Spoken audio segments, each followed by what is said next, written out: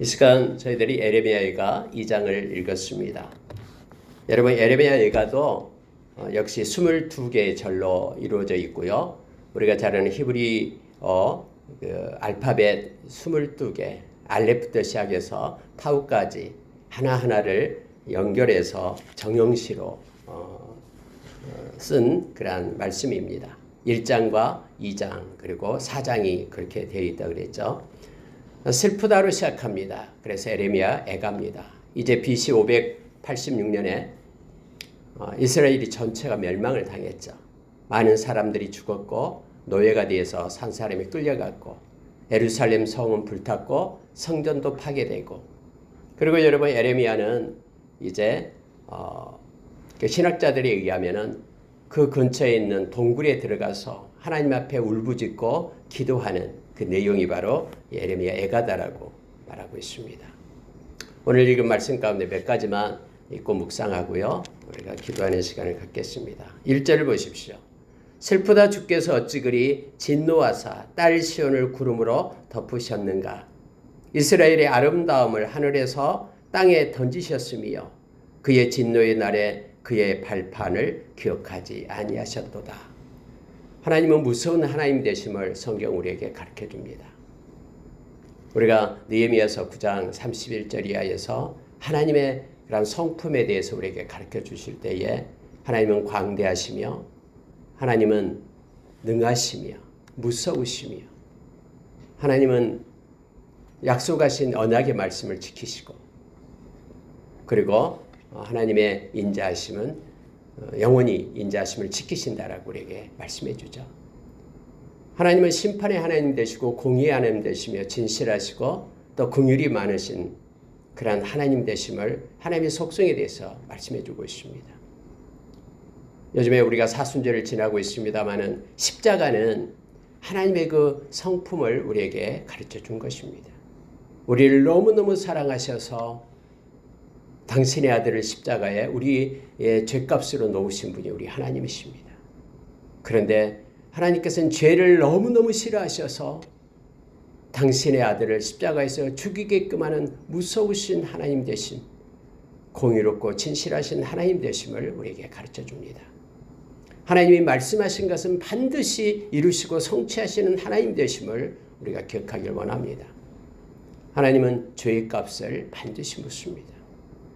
이스라엘이 멸망당하게 된 것, 이것은 다음에 있을 심판에 대한 예표로서 우리에게 가르쳐 줍니다. 그곳에서 구원을 받은 자는 렘넌트, 남는 자, 하나님께로 돌아온 자들만 구원을 받게 됨을 우리로 하여금 알게 하죠. 오늘 예레미야는 그토록 하나님이 사랑했던 하나님의 백성들을, 그렇게 아름답게 보셨던 보배롭고 존귀한 자들을 왜 하나님 던져버렸습니까? 왜 하늘에서 던져버렸습니까? 왜 하나님 그의 발판을 기억하지 아니하셨습니까? 그의 발판은 하나님의 백성을 나타내는 말입니다. 그래서 계속해서 여러분 2장에 보면은 여호와께서 이렇게 에레미야는 하나님을 향하여 부르짖고 간구합니다. 이 여호와께서라는 표현은 뭐냐면은 주권자 되시는 하나님을 인정하는 겁니다. 세상의 모든 일들이 하나님의 허락 없이는 이루어지지 않는데 여호와께서 그렇게 행하셨습니다. 모든 인류의 역사를 주관하시는 하나님은 우리 인간의 개인의 역사도 주관하십니다. 우리 인생의 길이를 정하시고 크고 작은 일을 놓으신 분이 우리 하나님이십니다. 그래서 우리가 이 말씀을 읽을 때 주권자 되신 우리 하나님을 우리가 기억하길 원합니다. 그래서 그분께 구하고 또 그분께 영광을 돌리고 그분과 동행하는 우리의 삶이 있기를 원합니다. 자, 여러분 3절에 보면은 맹렬한 진노로 이스라엘의 모든 뿔을 자르셨으며 원수 앞에서 그의 오른손을 뒤로 거두어 들이시고, 이렇게 표현했습니다. 여러분, 뿔은 권세를 나타냅니다. 하나님께서 당신의 백성의 뿔을 잘랐다라고 말합니다. 권세를 꺾고 그들이 불러도 돌아오지 않으니까, 말씀을 버리고 하나님의 경외함을 버려버리니까 그들에게 하나님께서 말씀하신 대로 그렇게 하나님이 심판하셨다라고, 책망하셨다라고 성경은 말하고 있습니다. 특히 여러분, 원수 앞에서 그의 오른손을 뒤로 거두어 들이셨다라는 표현을 씁니다. 하나님의 손은 우리와 함께합니다. 그리고 우리에게 힘을 주시고 우리로 하여금 하나님의 백성됨을 나타내는 그런 표시가 바로 하나님의 손입니다. 하나님의 손이 우리에 얹어 있고 함께할 때에 누가 우리를 대적하고 해할 수 있겠습니까? 하나님의 방패, 하나님의 요새, 하나님이 산성이 되시는데 누가 우리를 훔쳐갈 수 있겠습니까? 그런데 여러분, 하나님이 은혜의 손을 거두어 가시면, 은혜의 울타리를 걷어내시면은 그때는 우리가 세상에 엎드려지고 우리가 잘 아는 로마서 1장 28절 이하의 말씀처럼 마음에 하나님 두기를 싫어하는 백성들에게 나타나는 모든 것들이 이루어지게 됨을 우리가 알게 합니다. 불의와 추악, 탐욕이 가득한 그러한 존재로 바꿔지고 마음에는 악의와 또 악독을 품은 자들로 그렇게 우리가 변화되고 세상에 속한 자로 설 수밖에 없는 존재임을 우리가 기억하길 원합니다. 우리가 능력이 있어서 이 땅에서 하나님을 믿고 하나님께 영광 돌리는 예배자로 서는 것이 아니라 하나님의 은혜를 주셨기 때문에 우리에게 하나님께 예배자로 하나님의 백성으로 하나님의 자녀로 살 수 있다는 것을 우리가 기억하길 원합니다. 그의 오른손을 뒤로 거두어 들이시면은 우리에게는 세상의 것들로 인하여 우리가 미혹을 받고 그렇게 죄의 자리에 거할 수밖에 없는 존재가 됨을 알게 합니다. 주님이 저와 여러분을 붙드시고 함께 하시겠다고 약속했습니다. 마태복음 28장 19절 20절에서 세상 끝날까지 우리 주님께서는 우리를 떠나지 않습니다. 동행하십니다. 요한일서 5장 18절의 말씀처럼 악한 것이 만지지 못하게끔 우리를 주님은 지키시고 인도하여 주시겠다라고 약속하셨죠. 우리가 잘 아는 히브리서 13장 5절의 말씀처럼 하나님 우리를 버리고 떠나지 않습니다. 그분은 우리가 함께하고 동행하시는 하나님 되심을 우리가 기억하길 원합니다. 하나님의 손을 오늘도 저와 여러분에게 함께하고 이끄심을 믿습니다. 6절 보십시오. 주께서 그의 초막을 동산처럼 헐어버리시며 그의 절기를 폐하셨도다. 여호와께서 시온에서 절기와 안식일을 잊어버리게 하시며 그가 진노하사 왕과 제사장을 멸시하셨도다. 여호와께서 또 자기 제단을 버리시며 자기 성소를 미워하시며 궁전의 성벽들을 원수의 손에 넘기셨음에 그들이 여호와의 전에서 떠들기를 절기의 날과 같이 하였도다. 여러분, 예레미야는요, 하나님께서 하나님의 백성을 버렸다라고 말합니다. 특히 하나님께 찬양하고 하나님께 경배하는 그 성소에 거룩한 무리들만 모여서 하나님께 예배드려야 되는데 하나님의 백성들이 겉모습만 하나님께 예배하고 마음의 중심을 하나님께 드리지 않고 말씀을 버리고 그 성전 안에다가 우상을 세워놓고 섬기고 하늘의 여신을 섬기고 그들이 먼저 하나님을 성소에서 버리니까 하나님께서 성소를 버렸다라고 말합니다. 제단을 버리시고 성소를 미워하시며 특히 이방인들이 성소에 와서 그렇게 떠들고 절기 때 날처럼 그렇게 하나님이 허락하셨다라고 예레미야는 그렇게 하나님 앞에 울부짖으면서 지금 그렇게 마음을 쏟고 있음을 보게 됩니다. 여러분, 우리가 하나님을 버리고 떠나면은요, 하나님께서 가장 우리가 존귀 여기는 모든 것들도 이렇게 하나님이 은혜의 울타리를 걷어내시는 거예요. 선을 거두어 드립니다. 그들은 이렇게 말했습니다. 하나님이 살아계시는데 하나님의 성소가 어떻게 불탈 수 있어? 거짓 예언자들, 거짓 선지자들은 말하기를 이제 곧 회복될 것이다라고. 그러나 예레미야는 하나님의 말씀을 받고 성전이 이제는 불탈 것이다. 예루살렘 성이 불탈 것이다라고 말했는데 그들은 오히려 예레미야의 말을 듣지 않고 오히려 거짓 선지자로 낙인을 찍고 옥에 가두고 죽이려고 했던 것들을 너무나 잘 압니다. 하나님은 이렇게 말씀하고 있습니다. 자, 8절에 보십시오. 여호와께서 딸 시온의 성벽을 헐기로 결심하시고 줄을 띄고 무너뜨리는 일에서 손을 거두지 아니하사 모든 것들이 다 하나님이 행하신 결과다라고 말하고 있습니다. 하나님은 무서운 하나님이 되십니다.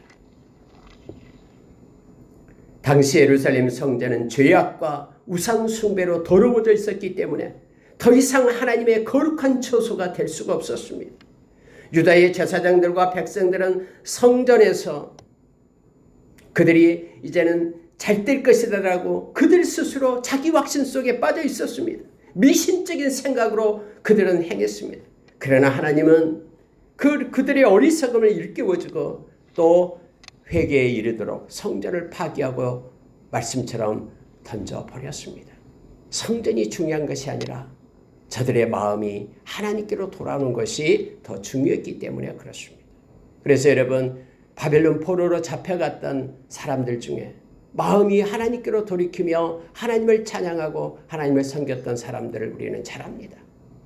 우리가 잘 아는 다니엘이 그랬고 그의 세 친구들이 그랬고요. 뿐만 아니라 잡혀갔던 에스겔이 그랬고, 그리고 우리가 잘 아는 모르드게와 에스더가 바벨론에 잡혀가 있어서 그곳에서 하나님께로 돌아와 하나님을 잘 섬기는 믿음의 용장들로 섰음을 우리는 너무나 잘 압니다. 하나님은 우리의 마음을 하나님께 두고 하나님께로 돌아와서 하나님과 동행하는 이들을 원합니다. 겉모습만, 무늬만 하나님의 백성인 척 하는 것들을 하나님은 원치 않고, 그리고 그의 상징인 성전도 던져버리고 불타게 했음을 성경 우리로 하여금 깨닫게 합니다. 예레미야는 이 모든 것들을 보면서 하나님 앞에 울 수밖에 없는 그런 상황에 이르렀습니다. 나라의 패망을 보면서 하나님 긍휼을 달라라고, 자비를 베풀어 달라라고 그렇게 울면서 기도합니다. 11절에서 내 눈이 눈물에 상하며 내 창자가 끊어지며 내 간이 땅에 쏟아졌으니 이는 딸 내 백성이 패망하여 어린 자녀와 젖먹는 아이들이 성읍 길거리에 기절함이로다. 하나님께서는 심판하실 때 칼과 기근과 전염병으로 심판하신다라고 우리에게 말씀해 주죠. 특히 여러분, 그때 당시에 얼마나 기근이 있었냐면요, 자기의 자식을 갖다 삶아먹는, 인육을 먹는 그런 상황에 이르기까지 됐다라고 성경은 말하고 있죠. 하나님께서 땅을 노수로 깔고 하늘을 철로 닫아서 비를 내리지 않고 산물이 내지 않게끔 할 때에 기근의 때가 오게 됨을 알게 합니다. 이게 여기서도 여러분, 이렇게 하나님께서 심판하시는 그 무서움 앞에 예레미야는 엎드려서 너무너무 많이 울어서 하나님 긍휼 달라라고, 그래서 눈이 상하고 하나님 앞에 얼마나 통곡했으면 창자가 끊어지게끔 하나님 앞에 그렇게 울부짖었고, 그리고 간이 땅에 쏟아졌다라고 표현을 씁니다. 여러분, 나라의 그러한 정직이 사라지고 공의가 떠나는 그러한 이 나라의 패역한 나라를 보면서 저와 여러분은 얼마나 울고 있습니까? 죄의 자리에 거하는 오만한 자리에 앉아있는 주변의 모든 이들을 보면서 하나님은 저들을 긍휼을 달라고, 불쌍히 여겨달라고 하나님 앞에 예레미야의 심정을 가지고 간구한 적이 있습니까? 저와 여러분이 예레미야에게 그러한 그가 하나님 앞에 행했던 그런 모습이 저와 여러분에게 그렇게 투사되기를 원합니다. 그래서 하나님께서 싫어하고 가증스럽게 여기는 것들을 하나님의 심정을 가지고 그렇게 하나님 앞에 엎드려 간구하는 저와 여러분의 모습이 있기를 원합니다. 여러분, 12절에 보면은 그들이 성읍 길거리에서 상한 자처럼 기절하여 그의 어머니의 품에서 혼이 떠날 때에 어머니들에게 이르기를 곡식과 포도주가 어디 있느냐 하도다. 여러분, 이것은요, 기근 때문에 아사하고 있는 모습을 지금 그리고 있는 거예요. 먹을 것이 없어서 아이들이 죽어가고 있다라는 거예요. 그래서 어머니, 혼이 떠날 때에 곡식과 포도주 먹을 것이 어디 있나요? 라고 어머니한테 말하고 있는 아이의 모습을 이렇게 성경은 기록하면서 모든 것 주권자 되신 하나님, 우리에게 주어진 것들이 거저 우리에게 주어진 게 아니라 하나님의 은혜로만 다 주어진 것이다라는 것을 다시 한번 알게 합니다. 우리가 숨쉬는 이 공기도, 우리가 매일 먹는 이 밥도, 또 음식도 모든 것이 하나님으로부터 온 것입니다.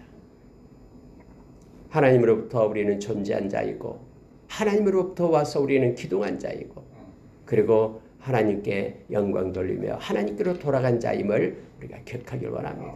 하나님 우리를 부르실 때 하나님께로 가지 않을 자가 아무도 없습니다.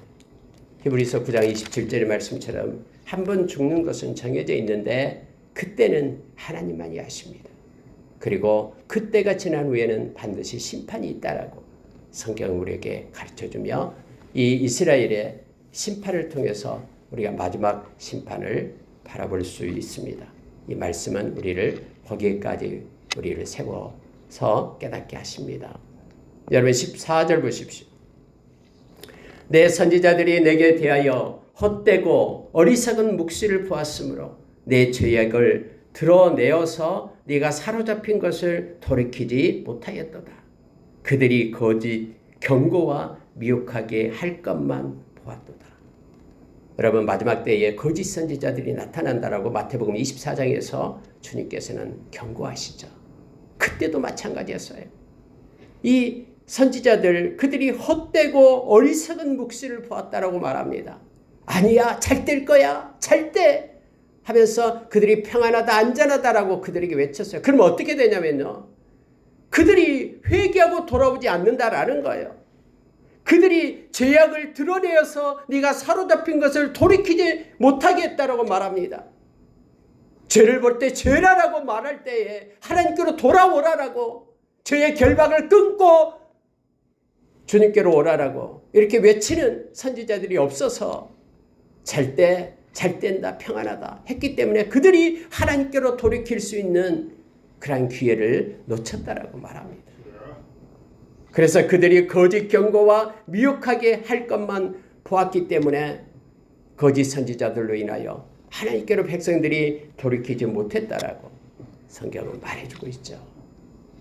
여러분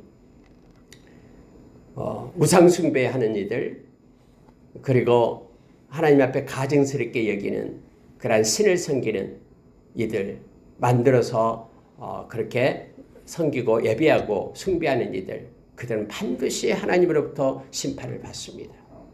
부끄러움과 수치 가운데 거하게 됩니다. 뿐만 아니라 그것을 따르고 추종했던 모든 자들도 함께 심판 가운데 있음을 성경은 말해주고 있죠. 우리가 잘 아는 미가서 3장 8절의 말씀을 우리는 잘 압니다. 세상에 많은 이들이 거짓 선지자 그래서 평안하다 안전을 외칠 때에 미가 선지자는 그렇게 말합니다. 나는 성령으로 충만해서 나는 능력과 그 다음에 정의와 그리고 용기로 너희들이 죄가 있다라고 죄를 외친다라고 이스라엘의 죄를 하나님의 명령을 받아 외친다라고 말하고 있죠. 오늘날 저와 여러분이 진리인 말씀 가운데 거하지 않는다 그러면 우리는 세상을 쫓는 자로 그렇게 설 수밖에 없습니다. 진리의 영이신 성령에 의해서 우리가 인도하심을 받을 때만 우리는 세 가지 것을 할 수 있는데 그게 바로 하나님이 공급해 주시는 능력을 가지고 살 수 있습니다. 고린도후서 6장 6절 7절의 말씀처럼 우리가 이 땅에서 깨끗함으로 살아갈 수 있고 하나님을 아는 지식으로 살 수 있고 그리고 오래 참음으로 하나님 때를 기다릴 수 있고 하나님의 마음인 자비함을 가지고 살 수 있고 성령의 감화를 받아서 인도함을 받고 거짓 없는 사랑으로 살아갈 수 있고 뿐만 아니라 진리의 말씀과 하나님의 능력으로 살 수 있다라고 이것이 의의 무기다라고 우리에게 가르쳐줍니다. 만약에 저와 여러분이 성령의 인도하심 충만함을 받지 못하고 이끄심을 받지 못한다 그러면은 우리도 역시 세상의 그러한 풍파 속에 세상의 풍조를 따르는 삶 가운데 머무를 수밖에 없는 연약한 존재임을 우리가 기억하기를 원합니다. 하나님께서는 그래서 용기 그리고 정직하게 살 수 있게끔 성령은 이끄십니다. 세상은 정직이 없습니다. 다 자기의 유익을 따라서 거짓을 행하고 그래서 그것이 당연한 것처럼 그렇게 속이는 세상으로 가는데 거짓의 영이 이끌기 때문에 그래요. 요한복음 8장 44절의 말씀처럼 이 처음부터 거짓의 압이 악한 자가 세상의 영으로 속이기 때문에 그렇습니다. 또 하나가 있는데 여러분 믿음의 용기는 성령의 인도하심 가운데 있습니다. 그래서 수많은 성령의 사람들이 생명을 놓고 순교의 자리에 갔음을 알게 됩니다. 왜요? 용기가 있었기 때문에 하나님이 공급해 주시는 용기로 불의와 타협하지 않고 올곧게 진리를 파수하며 지금 저와 여러분에게까지 이 생명의 말씀을 전달해 주었기 때문에 그렇습니다. 그러나 거짓 선지자들은 이 모든 것들을 갖다 회파시킵니다. 그리고 다 이기적인 자기의 욕망을 따라 살게끔, 세상의 풍조를 따라 살게끔 그렇게 행했음을 우리는 너무나 잘 압니다. 17절을 보니까 여호와께서 이미 정하신 일을 행하시고 옛날에 명령하신 말씀을 다 이루셨으며, 여러분 계속해서 예레미야는 하나님 앞에 울부짖으면서 그렇게 하나님 앞에 마음을 썼지만은 이것들을 잊고 있는 저와 여러분에게 지금 교훈하고 있는 거예요. 하나님의 예레미야를 통해서 저와 여러분에게 지금 말씀하고 있는 것입니다. 하나님은 말씀하시고 정하신 대로 하나님은 일을 이루어 가시는 하나님 되심을. 이사야서 55장 11절의 말씀처럼 하나님의 입에서 나간 말씀은 절대로 소멸됨이 없고 하나님이 이루시고 성취하심을 하나님은 말씀을 통해서 가르칩니다. 옛날에 명령하신 말씀을 다 이루셨으며 해서 지금 나타나는 모든 현상이 말씀의 결과물이다라고 예레미야는 지금 우리에게 가르치고 있습니다. 18절 보십시오. 그들의 마음이 주를 향하여 부르짖기를 딸 시온의 성벽아 나는 밤낮으로 눈물을 강처럼 흘릴지어다. 스스로 쉬지 말고 내 눈동자를 쉬게 하지 말지어다. 초저녁에 일어나 부르짖을지어다. 내 마음을 주의 얼굴 앞에 물쏟듯 할지어다. 각 길 어귀에서 주려 기질한 내 어린 자녀들의 생명을 위하여 주를 향하여 손을 들지어다 하였다.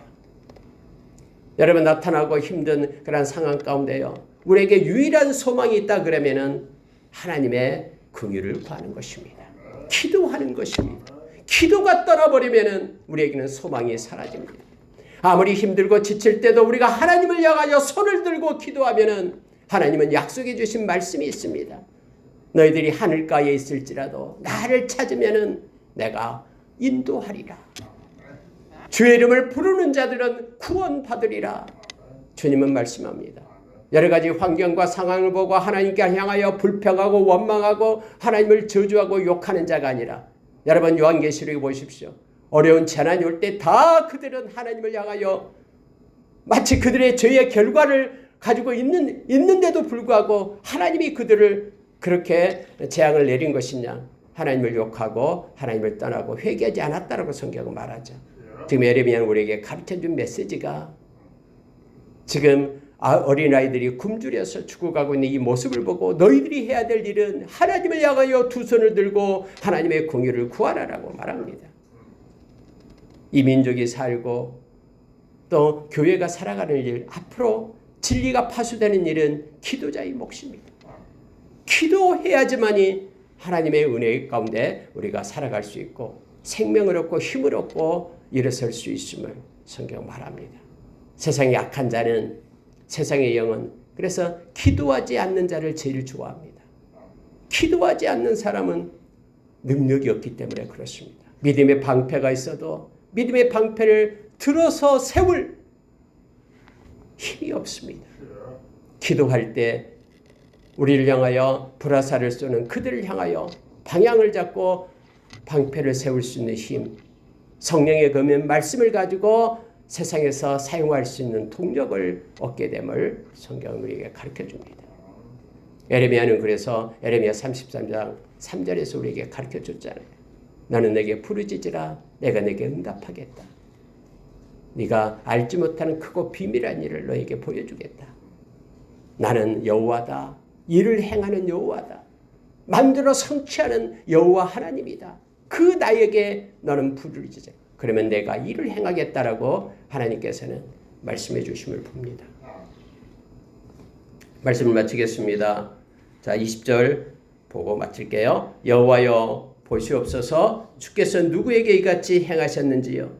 여인들이 어찌 자기 열매 곧 그들이 낳은 아이들을 먹으오며 제사장들과 선지자들이 어찌 주의 성소에서 죽음을 당하오리이까. 늙은이와 젊은이가 다 길바닥에 엎드려졌습니다. 여러분, 자기 열매라는 것은 아이를 나타내죠. 그토록 사랑하고 존귀한 존재인 자기 아이들 어떻게 먹으오며 먹을 것이 없어서 인육을 먹는 그런 상태까지 갔다라는 거예요. 제사장 선지자들이 주의 성소에서 죽음을 당한다라는 것은 이 성소가 하나님께 예배하는 자리가 유린되고 이방인들에 의해서 불타고 그들이 다 이곳에서 죽게 되고 이러한 상황을 지금 에레미야는 그렇게 글로 기록하고 우리로 하여금 있게 합니다. 말씀을 버렸기 때문에 그렇습니다. 말씀을 버리면 하나님의 경외함이 없어집니다. 말씀은 지혜인데 말씀을 버리면 지혜가 없어서 세상과 타협하고 불의를 행하고 자기의 생각대로 하나님을 자기 방법대로 섬기게 됩니다. 하나님께서 가증스럽게 여기는 것들을 행하게 됩니다. 여러분, 우리는 우리가 생각해낸 모조품 하나님을 섬기지 않습니다. 우리는 이렇게 하면 하나님이 기뻐하겠다고 생각한 걸 가지고 하나님을 섬기는 자가 아닙니다. 우리는 말씀을 가지고 하나님을 섬기는 자입니다. 그런데 말씀을 버려버리는 다 말씀에서 난 믿음이 아니라 자기 확신 속에 그렇게 살아가는 모조품 하나님을 섬기는 존재로 전락하게 됨을 알게 합니다. 말씀 마치겠습니다. 오늘 하루 우리 하나님께서는 우리로 하여금 기도하기를 원하십니다. 말씀을 가지고 기도하기를 원합니다. 여러분 말씀이 여러분의 생각과 마음을 붙잡기를 원하고 또 우리의 삶을 말씀으로 조명하기를 원합니다. 말씀은 살아있어서 하나님의 사람으로 온전케 세웁니다. 말씀은 우리로 하여금 기도의 동력을 주면서 이 땅에서 하나님이 기뻐하는 선을 행할 수 있는 은혜를 베풉니다.